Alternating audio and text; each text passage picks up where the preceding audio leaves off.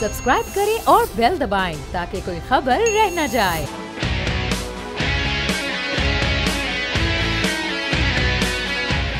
Sir, जलसे के ऊपर भी आगे चल के बात करेंगे कि जलसे का क्या माहौल था, जलसा कितना बड़ा था, क्योंकि इस जलसे के ऊपर ये भी एक बहुत बड़ी आप कह लें कि नजरें थी अपोजिशन की, लोगों की, मीडिया की, कि इमरान खान कहते थे 10 लाख लोग लाएंगे और ये बड़ा तारीख साज जलसा होगा उनके सियासत के टर्निंग पॉइंट पे। वो कैसा रहा? लेकिन ये जिस साजिश का जिक्र किया है लगारी साहब, समझ आ रही है बात ये जो वज़ीर आज़म ने फरमाई आज? अमीर अब्बास, बहुत शुक्रिया। और मैं आपकी ग़ालिबन पैदाइश से पहले की बात करूँगा। मुझे अच्छी तरह से याद है जनाब ज़ुल्फ़िकार अली भुट्टो जब वज़ीर आज़म थे और उनके आखिरी दिन थे, तो वो ऐवान वज़ीर आज़म से उस वक्त रावलपिंडी में हुआ करता था। यहाँ से निकले और राजा बाज़ार चले गए। उनके हाथ में मेगाफोन था और लोग जमा हो गए थे। कोई तकरीबन 200-300 लोग थे जो निकल आए थे कहीं से और ये अचानक वहाँ पहुँचे थे और उन्होंने कहा था कि हाथी मेरे पीछे पड़ गया है, हाथी मेरी जान लेना चाहता है, और देखो ये ख़त है मेरे पास और ये सारा सबूत मेरे पास है। और लगारी साहब कथा कलामी की एहसन इकबाल साहब पाकिस्तान मुस्लिम लीग नवाज से हमारे साथ मौजूद है। एहसन इकबाल साहब, बड़ा इल्ज़ाम, संगीन इल्ज़ाम उन्होंने लगा दिया है कि बैरूनी साजिश हो रही है और ऑपोजिशन बशमूल आप लोग उसके आलाकार हैं पाकिस्तान को गुलाम बनाने में और इमरान खान साहब को झुकाने में। देखिए, समझता हूँ कि खान साहब ने आज वक्त ज़ाय किया है कौम का, और जो इतने दिनों से ये कह रहे थे कि मैं कोई सरप्राइज दूंगा, मैं कोई बड़ा ऐलान करूंगा। अगर आप पाकिस्तान के वजीर आजम है और एक टिम्बकटू रिपब्लिक के नहीं, एक एटमी मुल्क है, उसके सरकारी जराए हैं, तो आपके पास अगर कोई ऐसी इंफॉर्मेशन है कि जिसके तहत पाकिस्तान में डिस्टेबलाइजेशन हो रही है, तो आपका ये फर्ज बनता है कि आप उसको सबूत के साथ सुप्रीम कोर्ट में एक रेफरेंस बना के भेजें। लगारी साहब, इमरान खान साहब के इब्हाम पर मबनी जो बैरूनी साजिश का उन्होंने कहा, ये इल्ज़ाम नहीं है, जारी बात है प्राइम मिनिस्टर की कैपेसिटी में बात कर रहे थे तो हम उसको इल्ज़ाम नहीं कह सकते, उनके पास होंगे कुछ सबूत और शवाहिद तो वो बात कर रहे हैं। ये मेरी आपकी या अपोजिशन की गुफ्तगू नहीं, मुल्क के वज़ीर आज़म की गुफ्तगू थी। इतना इब्हाम क्यों रखा उन्होंने इस साजिशी बयानिए में? अमीर अब्बास, मैं तारीख़ का तालिब इल्म हूँ। 61 का वाक़या हुआ, जब उसके बाद चंद माह के लिए मुआविया बिन यजीद आया, फिर मरवान बिन अल हकम आया और उसने एक चेहरा ये पेश करने की कोशिश की कि इस सारे मरहले में जो कुछ 61 हिजरी में हुआ है उसमें मेरा कोई हाथ नहीं था। तो इस तरह की शहादतें जो हैं वो खून के धब्बों को नहीं छुपाया करती हैं। और भुट्टो का वारिस, मैं ये नहीं कहता हूँ कोई सियासी वारिस किसी का हो ना हो, किसी के होना चाहिए नहीं होना चाहिए, मैं कम अज़ कम पूरी शद्दोमत से और पूरी ईमानदारी से ये कहता हूँ, कोई और होता है नहीं होता है, होना चाहिए नहीं होना चाहिए, तमाम बात मैंने जाता हूँ, लेकिन इमरान खान किसी भी सूरत में भुट्टो की सियासी मीरास का वारिस नहीं हो सकता। और उन्होंने आज सबसे बड़ी तान इस बात पर तोड़ी है कि भुट्टो को धमकी दी गई थी, लेटर लिखा गया था, चूँकि मैंने तो वो देखा था राजा बाज़ार रावलपिंडी में कि उन्होंने ख़त निकाल कर कहा था कि ये मुझे हाथी ने भेजा है और मुझे हाथी चाहता है कि मैं ना रहूं और वो मुझे एलिमिनेट करना चाहता है। तो ये उस वक्त वज़ीर आज़म थे, बाहर निकल आए थे और उस वक्त लोग भी 300-400 थे, इससे ज़्यादा लोग भी नहीं थे।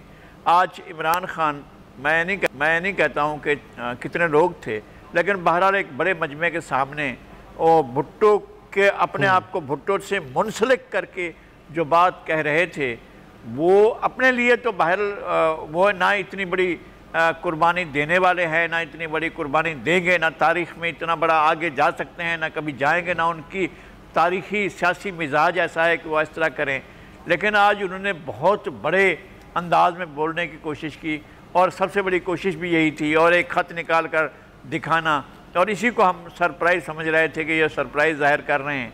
तो उस वक्त भुट्टो साहब को ये अंदाज़ा था कम अज़ कम कि मेरे लोग छोड़ चुके हैं। मैंने खुद जब वो मरी में बंद थे, गवर्नर हाउस में उनको ले जाया गया था मार्शल लगाने के बाद, तो मेरी उनसे बात हुई थी और मैंने पूछा था कि जनाब आजकल क्या पढ़ रहे हैं, تو انہوں نے کہا کہ میں یہ پڑھ رہا ہوں کہ نپولین نے اپنے جنرلوں پر کیسے قابو پایا تھا، تو چونکہ وہ اپنے جنرلوں پر بڑا کنٹرول رکھتا تھا، تو میں جو ہے وہ میں اپنے جنرلوں پر کیوں کنٹرول نہیں کر پایا۔ ایک بھٹو صاحب تھے اور بہت بڑی شخصیت ہے، اس میں کوئی انکار نہیں، اور جنرل جو بھی ان کے عہد میں تھے ہمارے پاس۔ اچھا لغاری صاحب میں چونکہ بھٹو صاحب کے اوپر تفصیل سے بات ہو ہی رہی ہے، انہوں نے ذکر کیا، تو میں فیصل صاحب کی طرف بڑھنے سے پہلے ایک کامنٹ شارٹلی کر دیں کہ انہوں نے کہا کہ بھٹو کا داماد اور بھٹو کا نواز صاحب بھٹو کے قاتل کے ساتھ بیٹھا ہے۔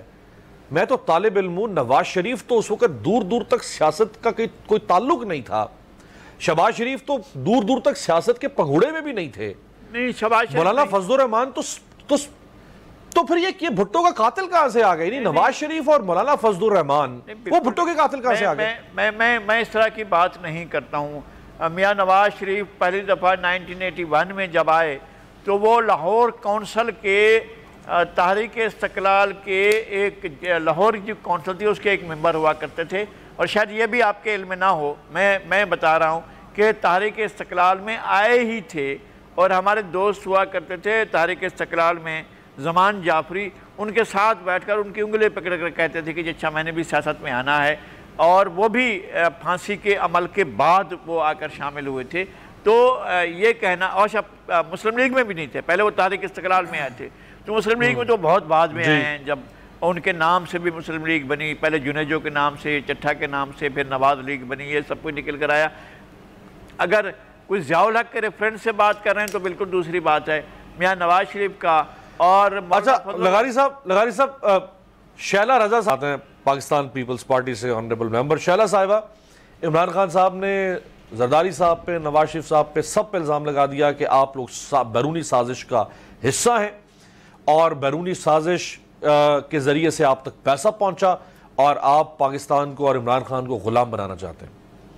سب سے پہلے تو میں یہ بات کروں گی کہ اس شخص کو کسی نے کبھی کچھ نہیں پڑھایا، اور تقریر دینے والے نے تبدیلی کی باتیں نعرے اس سے لگوائے، لیکن کبھی اس کی تقریر بھی نہیں تبدیل کر کے دی۔ اس کو کسی نے یہ بھی نہیں بتایا کہ رمزی یوسف تو بی بی صاحبہ کو قتل کرنے کے لیے بلاول ہاؤس پہنچ گیا تھا۔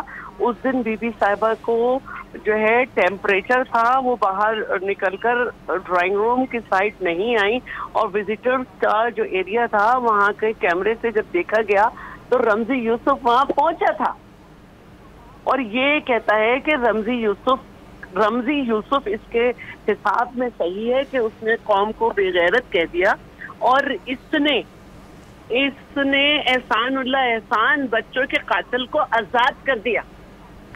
اس کو کچھ نہیں معلوم۔ کوئی اس سے پوچھے اس وقت کہ سازش تو چھوڑو، 550 روپے کلو گھی بیچنے والے، ذرا یہ بتاؤ کہ بجٹ خسارہ 3 سال کا کتنا ہے، تجارتی خسارہ اس وقت کتنا ہے، کتنا بیرونی قرضہ آپ کے دور میں لیا گیا، 31.1 US ڈالر، اور ٹوٹل قرضہ جو ہے جو اب تک ہے وہ 85.5 بلین ڈالرز ہے، اور کتنا اندرونی قرضہ لیا گیا۔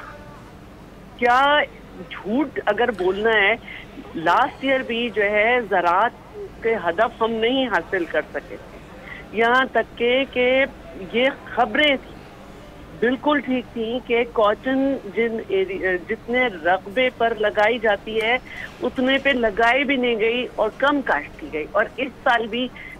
اچھا سرپرائز کا بتائیں ذرا شیلہ صاحبہ، سرپرائز کا بتائیں، یہ جو سرپرائز دینا تھا آج پرائم منسٹر نے، وہ سرپرائز کو آپ کو ملا؟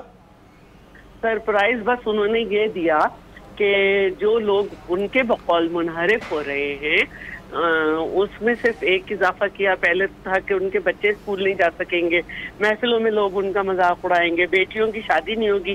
انہوں نے آج کہا کہ سوشل میڈیا کا زمانہ ہے، جب ان کے بارے میں کچھ لکھا جائے گا تو ان کے فوٹو آ جائے۔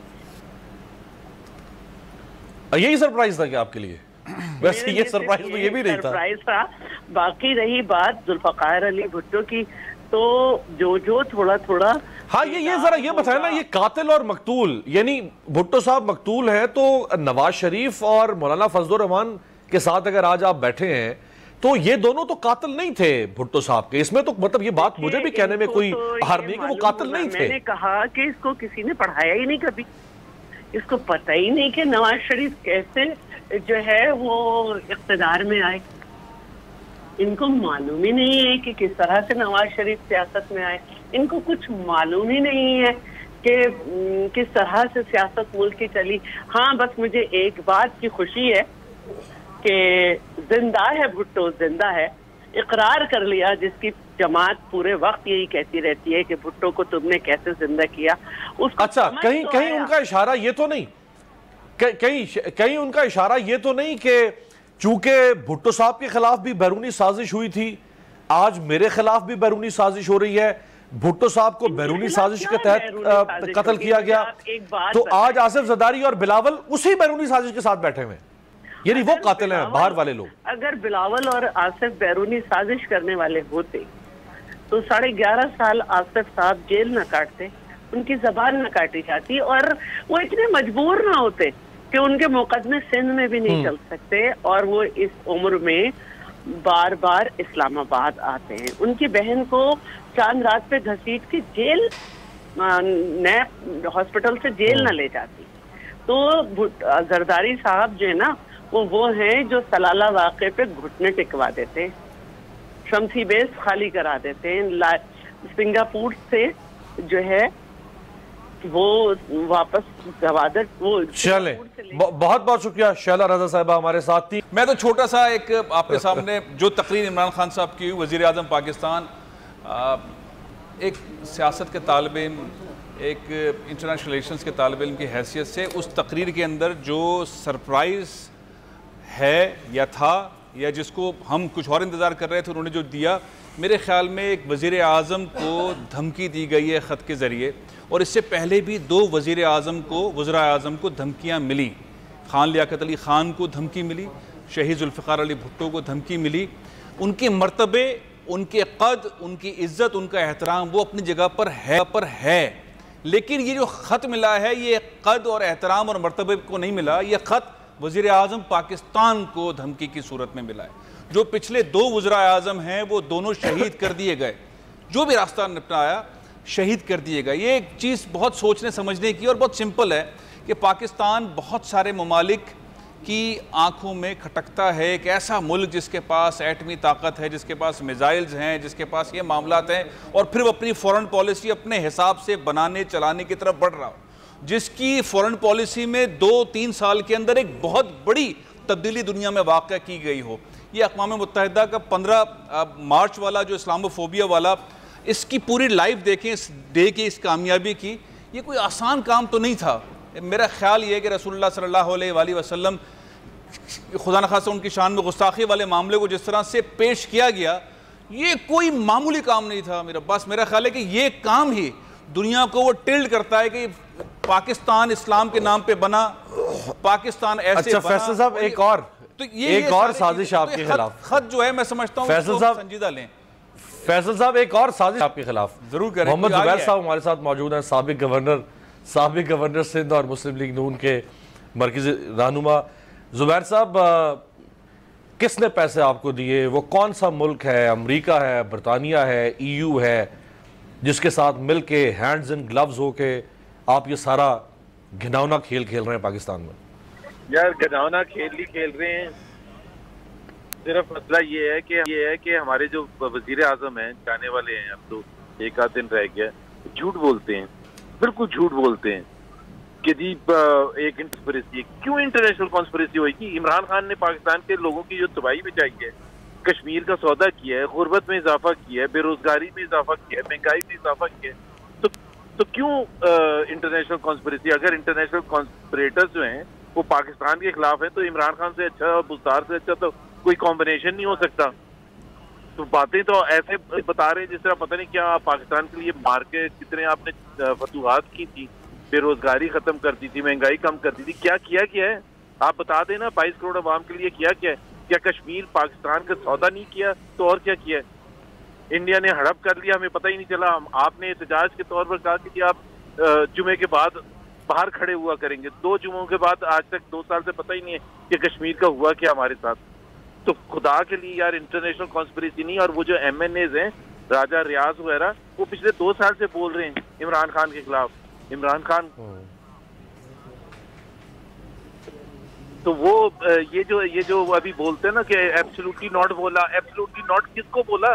انہوں نے اڈے مانگے ہی نہیں. موحد یوسف نے خود انٹرویو میں کہا, 1 دفعہ نہیں 10 دفعہ کہا ہے, سیکیورٹی بریفنگ میں کہا ہے کہ جی ہم نے امریکہ نے کبھی اڈے مانگے ہی نہیں ہیں.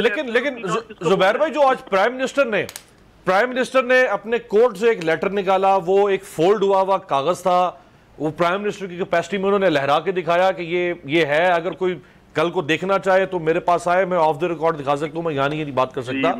تو وہ پرائم منسٹر کی کیپیسٹی میں بات کر رہے ہیں, وہ بڑی رسپانسبلٹی ہے ان کے اوپر. وہ ایسا اتنا بڑا الزام آپ کو میں ان کی رسپانسبلٹی کی سٹیٹمنٹس یاد دلا دیتا ہوں. 35 پنکچر کا کہا تھا نا جی, کتنے سال چلایا تھا؟ بالکل کہا تھا. کیا کہا تھا کہ یہ 35 پنکچر کا پورا یہ بتایا تھا کہ امریکہ کے کسی نے فون کیا تھا, وہ پکڑی تھی ٹیپ جس میں وہ پھر پوچھ رہے تھے کہ پنکچر ہوتا کیا, تو پھر بتایا گیا کہ 35 نیشنل اسمبلی کی کانسٹیٹیوئنسیز میں دھاندلی کرنے کی بات ہو رہی تھی, اس کو پنکچر کہا جا رہا تھا. پھر ایک دن حامد میر, اچھا زبیر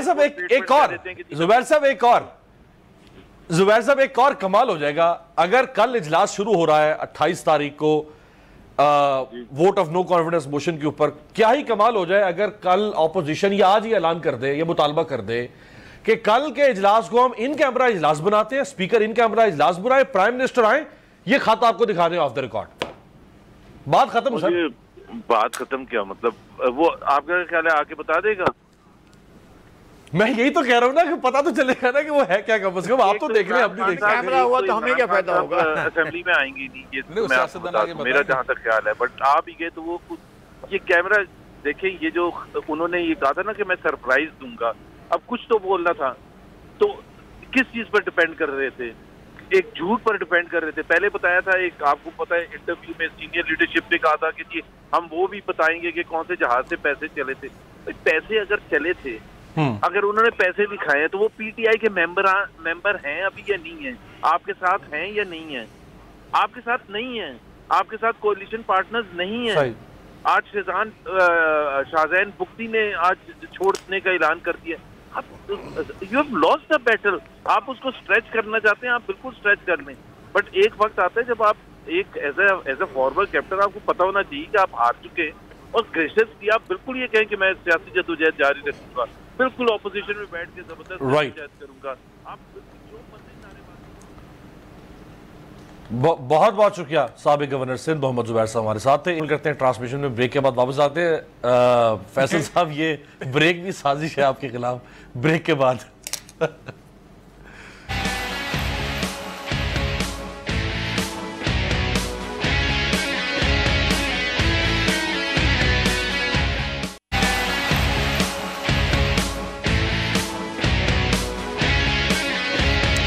بریک کے بعد خوش آمدید. بول نیوز کی special transmission. Prime minister Imran Khan صاحب کا آج کا تاریخی جلسہ, اس کے اوپر اپوزیشن کا رد عمل, پاکستان پیپلز پارٹی کا, مسلم لیگ نواز کا, اور عمران خان صاحب نے آج جس سرپرائز میں, یعنی جس تجسس میں انہوں نے قوم کو مبتلا کر رکھا تھا گزشتہ ایک ہفتے سے, روز چہمگوئیاں ہو رہی تھیں, تبصرے ہو رہے تھے, تجزیے ہو رہے تھے, سیاسی اندازے لگائے جا رہے تھے کہ یہ ہو سکتا ہے, یہ ہو سکتا ہے, کیا ہو سکتا ہے, کون سا سرپرائز ہوگا. یہ نکلا سرپرائز آج فیصل عزیز صاحب کہ پرائم منسٹر کہہ رہے ہیں کہ جی میرے خلاف سازش ہو رہی ہے. تو آج جتنا بڑا جلسہ تھا, جتنا بڑا سٹیج تھا, میڈیا نے 4-5 گھنٹے لائیو اس کو ان انٹرپٹڈ کنزیکٹیولی براڈ کاسٹ کیا. کیا آج کے اس پلیٹ فارم کو وہ اور بہتر طریقے سے استعمال نہیں کر سکتے تھے بجائے یہ کہ ایک مبہم قسم کی بات کر کے؟ ایز اے وزیر اعظم پاکستان, ان کو جو دھمکی ملی, انہوں نے یہ پلان کیا, وہ صحیح ہے میری نظر میں, آپ کی نظر میں یا نہیں, لیکن ان کا پلان یہ تھا کہ پوری قوم کو میں بلاؤں اور یہ بتاؤں کہ میرے خلاف سازش ہو رہی ہے. میں وزیر اعظم پاکستان ہوں, میں ایک ایٹمی طاقت والے ملک کا وزیر اعظم ہوں, اور میں آزاد سفارتی تعلقات رکھنا چاہتا ہوں, میں کسی کی جنگ میں جانا نہیں چاہتا, میں اپنی قوم کو اس عزت اور احترام سے کھڑا رکھنا چاہتا ہوں, اور یہ سازش میرے ساتھ ہو رہی ہے. اچھا, اب یہ جو سازش ہو رہی, جو خط ہے, یہ خط جو انہوں نے نکالا جیب سے اور دکھایا اور اس کے بعد دوبارہ جیب میں رکھ لیا, ظاہر ہے اس کا اشارہ جاتا ہے کہ پہلے بھی ہمارے 2 سابق وزراء اعظم کو یہ اس طرح کے خطوط لکھے گئے اور پھر وہ شہید ہو گئے، تو وہ اپنی جان کو خطرے میں ڈال کر وہ سارے معاملات، اور پھر وہ اشارہ کر رہے ہیں کہ یہاں جو اپوزیشن ہے وہ اپوزیشن ان کے ساتھ ملی ہوئی ہے، باہر سے پیسے آئے ہیں، پیسہ لگ رہا ہے، اور وہ ایم این ایز جو ہیں، وہ میرے ایم این ایز جو ہیں وہ بکے ہوئے ہیں۔ تو یہ سارا منظرنامہ انہوں نے اپنی آزاد خارجہ پالیسی اس کی سمت رکھا ہے، اقوام متحدہ میں تقاریر۔ لیکن فیصل صاحب ایک ضمنی سوال سر یہ کہ ان کا سٹیک سسٹم سے ختم کر دیا گیا، ان کے ہاتھوں سے اقتدار چھینا جا رہا ہے، انہیں دیوار سے لگا دیا گیا ہے، ساری اپوزیشن ان کے خلاف اکٹھی ہو چکی ہے، ان کا اگلا الیکشن بھی جیتنا مشکل بنا دیا جائے گا، ان کے پاس کچھ رہا نہیں بچانے کے لیے کہ وہ یہ نام چھپا کے رکھ رہے ہیں۔ آج وہ ٹرانزیکشن کون سی ہوئی، وہ وزیر اعظم ہے، ان کے نیچے ایجنسیاں ہیں، وہ پھر کس دن کا، وہ کون سا ڈومز ڈے ہوگا جس کا وہ انتظار کر رہے ہیں، جب آج اتنا بڑا شو تھا، اتنی بڑی تعداد میں لوگ پورے ملک سے آئے، اگر آج وہ نہ انہوں نے کسی ملک کا نام لیا، نہ انہوں نے کسی اماؤنٹ کا نام لیا، نہ انہوں نے کسی ٹرانزیکشن چینل کا نام لیا، نہ انہوں نے کسی مڈل مین، کوئی ٹھوس بات نہیں کی، یہ تو وہی بات ہو جو ہم ہر دفعہ کہتے ہیں امریکہ سازش کر رہا ہے، امریکہ سازش کر رہا ہے۔ بالکل صحیح بات ہے سر،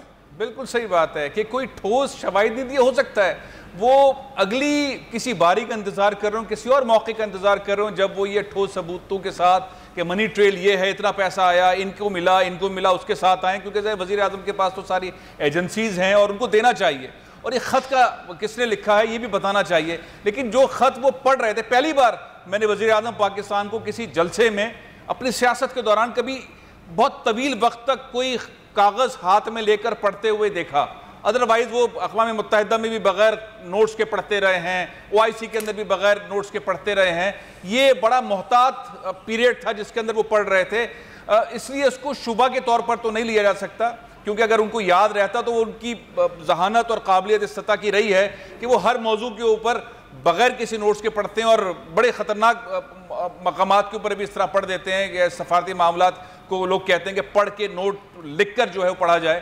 تو آج انہوں نے جو پڑھا ہے اس کو سنجیدہ لینا چاہیے، اس کو مذاق میں نہیں اڑانا چاہیے۔ ہم اصل میں بار بار سوچتے ہیں عمران خان صاحب کے قد اور مرتبے کو شہید لیاقت علی خان صاحب وزیر اعظم پاکستان، شہید ذوالفقار علی بھٹو کا مرتبہ اور لیکن عہدہ جو ہے مملکت پاکستان کا، اور ایک ایسا وزیر اعظم جس کے پاس جو ظاہر ہے جو پاکستان ہے اس ایٹمی پاور ہے اور ساری دنیا کو کھٹکتا ہے ایٹمی پاور اور میزائل پاور، تو اگر وہ صورتحال ہے تو پھر یہ سنجیدہ معاملہ، اور عمران خان کو بتانا چاہیے، ان کو بتانا چاہیے کہ اس نے دھمکی دی، اس دھمکی میں کیا ہے، قوم کو اعتماد میں لیں، بلکہ پارلیمنٹ کو اعتماد میں لیں، پارلیمنٹ کو بتائیں یہ خط ہے، یہ مجھے دھمکی دی گئی ہے۔ 2 وزیر اعظم شہید ایگزیکٹلی چلیں اب آپ تھوڑا قریب پہنچ گئے اس بات کے جو بات میں کہہ نہیں پا رہا تھا، میں چاہتا تھا آپ کہہ رہے چلیں آپ قریب پہنچ گئے۔ لغاری صاحب، اگر ایک ایٹمی طاقت اسلامی جمہوریہ پاکستان کے وزیر اعظم کو کوئی غیر ملکی طاقت اس کے خلاف سازش کر رہی ہو، یہ بہت سنگین جرم ہے پاکستان کے خلاف، جو ہوتا رہا ماضی میں، یعنی ایران میں مصدق کی حکومت کا تختہ الٹا گیا، لیٹن امریکن کنٹریز کے اندر کس طرح سے CIA نے حکومتوں کا تختہ الٹا، افریقہ میں حکومتوں کے تختے الٹے گئے، یہ بہت بڑی سازش ہے اگر ہوئی ہے اس طرح کی، تو پھر پاکستان کی فوج، اسٹیبلشمنٹ، ہماری خفیہ ایجنسیاں، آج تو سب کو پھر وزیر اعظم کو بچانا چاہیے۔ وزیر اعظم جب نظر آ گیا کہ سازش ہو رہی ہے تو پھر وزیر اعظم کے ہاتھوں سے اقتدار کیوں نکلنے دیا جا رہا ہے؟ یہ بات لغاری صاحب سمجھ میں آ رہی ہے آپ کے؟ دیکھیں، میں پھر عرض کرتا ہوں کہ یہ ناصر نہیں ہے، یہ عبدالرحیم احمد سویکارنو نہیں ہے، یہ ذوالفقار علی بھٹو نہیں ہیں، یہ مصدق نہیں ہیں، یہ بیچارے مانگے تانگے کی ایک وزارت عظمیٰ ان کو ملی ہے، اور کس طرح ملی ہے ہم سب اس کو جانتے ہیں اور اس پر فائد ہیں، اور یہ اپنا اسٹیک اتنا بڑھا رہے ہیں کہ جس میں ریاست کے لیے خطرے ہیں۔ کیا ہم بطور ریاست ان تمام چیزوں کو افورڈ کر سکتے ہیں؟ اگر ان کا ٹریک ریکارڈ یہ ہوتا ہے کہ یہ ذوالفقار علی بھٹو ہوتے، لگاتار وہ سارے کام کر رہے ہوتے جو ذوالفقار علی بھٹو نے کیا، تو ہم سمجھتے ہیں یار یہ تو بہت دوسری طرف جا رہے ہیں۔ بھٹو نے تو کیا اور ان کی مرضی کے خلاف ایک سے زیادہ اقدامات کیے، ایٹمی ری پروسیسنگ کے پلانٹ کا تو یہ تو نکسن نے اپنا کسنجر نے تو اپنے خط میں لکھ دیا ہے کہ میں نے جا کر بھٹو کو کہا تھا کہ تم اپنے آپ کو بہت زیادہ ذہین سمجھتے ہو، تم کیا سمجھتے ہو کہ اس ملک کے لیے چلانا جو ہے تم جیسے آدمی کی ضرورت ہے؟ اس ملک تو ایک برین لیس آدمی بھی چلا سکتا ہے، اس کی کتاب میں لکھا ہوا ہے۔ اچھا پھر وہ یہ بھی لکھتا ہے کہ اینڈ ٹائم ہیز پروو کہ اس کو ایسا بندہ بھی چلا سکتا ہے۔ میں کہتا ہوں کہ اس کے بارے میں، سازشوں کے بارے میں ہمیں شواہد ملتے ہیں۔ ناصر کس طرح گیا اقتدار سے، سادات جو ان کے ساتھ معاہدہ کر چکا تھا پھر وہ اس کو کیسے ہٹایا گیا منظر سے، اور حسنی مبارک کو لایا گیا، اور حسنی مبارک 1981 سے لے کر 2011 تک برسر اقتدار 30 سال تک وہ اقتدار میں بیٹھا رہا۔ لغاری صاحب ایک سوال کا جواب پھر بریک پہ جانا ہے، جمیل فاروقی بھی ہمیں جوائن کریں گے۔ لغاری صاحب جب پتہ چل گیا کہ مجھے یہ بات سمجھ نہیں آ رہی کہ جب معلوم ہو گیا کہ سازش ہو رہی ہے ملک کے وزیر اعظم کے خلاف، تو اس سازش کو اس کا مطلب ہے اب ہونے دے رہے ہیں پھر؟ یعنی ساری ریاست اگر ہٹا دیا جاتا ہے وزیر اعظم کو، اس کا مطلب ہے سازش کامیاب ہو گئی، یہی سازش ہی نا؟ تو سارے بیٹھ کے تسلی سے یوں ہاتھ پہ ہاتھ رکھ کے وہ دیکھ رہے جی سازش ہو رہی ہے، جی سازش، وزیر اعظم کو نکال دیا گیا۔ بھائی پھر سازش کو روکے نا کوئی، کون روکے گا سازش کو؟ سر نہیں، میں وہی عرض کر رہا ہوں کہ کیا پاکستان کی، میں کیا ڈائریکٹ کہوں کہ جناب کیا جنرل ہیڈ کوارٹر کو یہ معلوم نہیں ہے، یا وہ اس کو سچ سمجھتا ہے جو الزامات لگائے ہیں جناب عمران خان صاحب نے؟ کیا ہمارا جو سیکورٹی ادارہ ہے سب سے بڑا وہ اس بات کو سچ سمجھتا ہے، اور ہمارے جو اس کے ادارے ہیں، ہمارے انٹیلیجنس کے ادارے ہیں، کیا وہ اس بات کو سچ سمجھتے ہیں کہ ایسا خط وزیر اعظم کے پاس آیا ہے؟ کیا انہوں نے وزیر اعظم سے پوچھا کہ جناب یہ خط آپ کے پاس ہے تو دکھائیے ہمیں کہاں ہے؟ اور کیا انہوں نے کہا ہے کہ وزیر اعظم صاحب اس کو جلسہ عام میں جا کر اس کو ڈسکس کریں، یا ہم اپنا ڈپلومیٹک چینل کھولتے ہیں؟ یہ نہیں ہوتا ہے جس طرح سے انہوں نے کیا ہے۔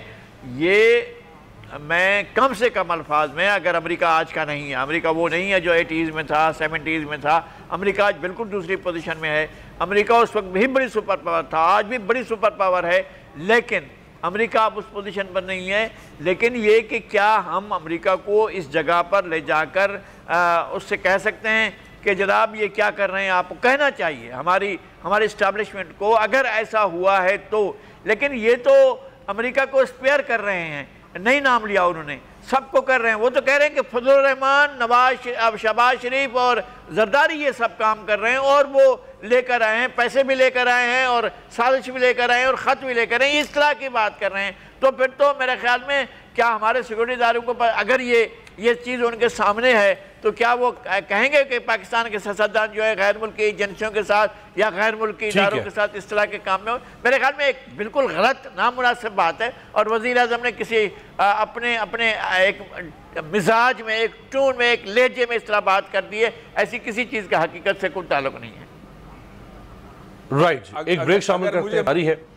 جی فیصل بھائی، جی فرما دیں سر، سازش کرنے پاکستان کا جو منصب ہے اس پر اگر کا تو سوال ہی پیدا نہیں ہوتا۔ وزیر اعظم پاکستان اتنے لاکھوں کے ہزاروں کے جلسے میں کیپٹل پہ کھڑے ہو کر پوری کیمپین چلانے کے بعد ایک خط پڑھ رہا ہے، وہ انسان جو پہلے کبھی پڑھا نہیں کرتا تھا، اس میں اگر کا کوئی معاملہ نہیں ہے۔ میرے خیال میں ایجنسیز کام کر رہی ہوں گی، میرے خیال میں پاک فوج کو پتا ہوگا، اور یہ ممکن نہیں ہے کہ یہ کوئی غیر سنجیدگی سے اس کو لے لیا جائے۔ فیصل صاحب، ہمیں تو وزیر اعظم کی بات پہ ہم کیسے شک کر سکتے ہیں اگر وہ وزیر اعظم ہوتے ہوئے کہہ رہے ہیں؟ لیکن وہ وزیر اعظم، دیکھیں وہ وزیر اعظم جو آرٹیکل 63A کے اوپر سپریم کورٹ سے کہتے ہیں کہ اس کی تشریح کریں اور جرم کو ہونے سے پہلے روکا جائے، یعنی ڈیفیکشن ہونے سے پہلے ڈیفیکشن کو روکیں۔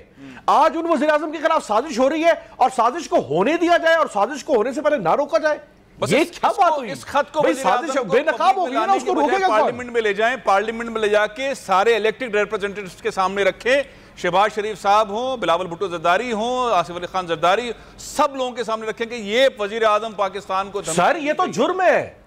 اگر فیصل صاحب اگر ایک لمحے کے لیے فرض کر لیں کہ پرائم منسٹر نے جو کہا کہ میرے خلاف سازش ہو رہی ہے، اور وہ ظاہری بات ہے مولانا صاحب، زرداری صاحب اور شہباز صاحب سازش کر رہے ہیں، تو جو وزیر اعظم کے خلاف بیرونی لوگوں کے ہاتھوں استعمال ہو کے سازش کرے گا، وہ تو بذات خود ایک بہت بڑا غداری ہے۔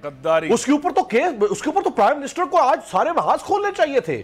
وہ دکھاتے کاغذ، وہ کل ایجنسیوں کا اجلاس بلاتے، نیشنل سیکورٹی کمیٹی کا اجلاس بلاتے، یہ کون سی بات ہوئی؟ یہ خط جو ہے میرے خیال وزیر اعظم کو دکھانا چاہیے، پارلیمنٹ بیسٹ فورم ہے جہاں پر اس خط کو دکھا کر پارلیمنٹ کو اس میں لیں، اور اس کے بعد ظاہر ہے کہ پاکستان کے قومی ادارے اس کے اوپر ایکشن لیں، جو سازش کر رہا ہے ان کے خلاف کارروائی ضروری۔ رائٹ، جمیل ہمیں جوائن کر چکے ہیں، ہمارے ساتھی اینکر जमील कोई समझाए यार ये क्या साजिश हो रही है, और साजिश हमें पता लग गया साजिश हो रही है और हम कह रहे हैं साजिश मुकम्मल हो, वज़ीर आज़म 3-4 अप्रैल को निकाल दिया जाए। देखें, आज अमर बिल मारूफ नामी जलसा प्राइम मिनिस्टर पाकिस्तान इमरान खान अपना तुरब का पत्ता यानी ट्रम्प कार्ड आज दिखाने जा रहे थे, लेकिन सबसे इम्पॉर्टेंट बात यह है कि उन्होंने जिस अंदाज से आज क्राउड पुल किया है, I was an I witness to that. मैं उस कंटेनर पर मौजूद था जहाँ पर मीडिया की एक्सेस नहीं थी, उतनी एक्सेस नहीं थी, सिर्फ फॉरेन मीडिया था या पाकिस्तान टेलीविज़न वहाँ पर मौजूद था। इसके अलावा बाकी जो ओवरऑल मीडिया था पाकिस्तान का, निजी मीडिया, उसको रोका गया था। लेकिन एक बात जो ख़त के हवाले से प्राइम मिनिस्टर पाकिस्तान इमरान खान ने बाकायदा अपने हाथों में लहराकर पूरी दुनिया को दिखाया है, तो उसमें 2-3 चीज़ों का हमें ख्याल रखना चाहिए। उस शख्स जिसने ये ख़त दिखाया है इस वक्त पूरी कौम को लहरा कर, he is an executive authority of the country, he is still the prime minister of this country. कल को क्या होता है ये हमें नहीं पता, नो कॉन्फिडेंस मोशन कामयाब होती है नाकाम होती है ये हमें नहीं पता, लेकिन as a prime minister of the country वो इस तरह से सारी सिचुएशन के ऊपर बरमला बाकायदा तौर पर नाम ले लेकर अगर वो बताते हैं तो मेरा नहीं ख्याल कि वो सेंसिटिव प्रिवेल करेगी। तो वो जलसे में ना बताएं, मेरी अर्जी सुन लीजिएगा, फोरम पर तो बताएं, मेरी अर्जी सुन लीजिएगा, मैं इसको एस्टैब्लिश किस तरह करूंगा मैं अभी आपको बता देता हूं। उसकी रीजन ये है कि प्राइम मिनिस्टर के ऊपर कुछ ऑब्लिगेशन, आपका क्या ख्याल है कि आईबी के पास इंफॉर्मेशन नहीं होगी, पाकिस्तान की सबसे बड़ी इंटेलिजेंस एजेंसी ISI के पास इसकी इंफॉर्मेशन नहीं होगी, या पाकिस्तान की मिलिट्री के पास इसकी इंफॉर्मेशन नहीं होगी कि प्राइम मिनिस्टर ने सिर्फ खड़े होकर ऐसे लहरा के बता दिया है? मैं इसकी एक एग्जाम्पल देता हूं।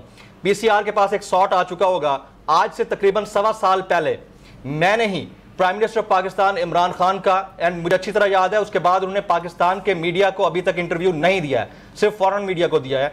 तो वजीर आजम उस वक्त भी वो थे as a prime minister of the country, उनके फॉरेन फंडिंग से मुतालिक और किस तरह हुकूमतों को टॉपल किया जाता है और ऑफर किया जाता है पैसे देकर, क्या कहा था, और जब नाम लेने का कहा गया कि आप मुल्कों का नाम लें और कहां से ऑफर हुई तो उन्होंने क्या कहा। अगर PCR वो शॉट प्ले कर दे तो बहुत जबरदस्त होगा। जी चलें, वो अभी मेरा ख्याल रेडी नहीं है, वो रेडी हो रहा है, जैसी रेडी होगा उसको भी हम दिखाएंगे। जमील पता लगे अच्छा चलें सुनवा दें जी, सुनाएं जी, दिखाइएगा प्लीज। मैं क्यों जानता हूं कि इनको फॉरेन फंडिंग हुई है? क्यों? क्योंकि मुझे 2 मुल्कों ने फॉरेन फंडिंग मुझे ऑफर की है। आपने ली थी? फिर अगर मैं ली होती तो मैं आज इस कॉन्फिडेंस से आपके सामने ना बैठा होता। और मैं आपको बताऊं, और मुझे पता है कि वो मुल्क, वो जो 2 मुल्क जिन्होंने मुझे ऑफर की थी वो इनको फंड करते थे। क्या उसमें इसराइल भी शामिल था? नहीं, मौलाना साहब नाम लेते हैं अक्सर। इसराइल नहीं शामिल, इसराइल नहीं था, उससे आगे मैं नहीं इसराइल नहीं शामिल। लेकिन 2 वो मुल्क हैं जो कि देते रहे हैं पैसे, और मुझे ये पता है आपको शेख रशीद, मैं मुल्क नहीं बता सकता क्योंकि हमारे थे कि हमारे ताल्लुकात है उनसे खराब हो जाएंगे वो, लेकिन शेख रशीद आपको बता सकते हैं क्योंकि ये जब नून लीग में थे, ये जब नवाज शरीफ से गए तो किन किन मुल्कों ने इन्हें पैसे दिए। मैं क्यों जानता हूं कि इनको फॉरेन फंडिंग हुई है? क्यों? क्योंकि मुझे 2 मुल्कों ने फॉरेन फंडिंग मुझे ऑफर की है। आपने ली थी? फिर अगर मैं ली होती तो मैं आज इस कॉन्फिडेंस से आपके सामने ना बैठा होता। और मैं आपको बताऊं, और मुझे पता है कि वो मुल्क, वो जो 2 मुल्क जिन्होंने मुझे ऑफर की थी वो इनको फंड करते थे। क्या उसमें इसराइल भी शामिल था? नहीं, मौलाना साहब राइट जी, यहाँ एक ब्रेक शामिल करते हैं, ब्रेक के बाद वापस आते हैं यहीं इसी साजिशी नुक्ते के ऊपर गुफ्तगू करते हैं।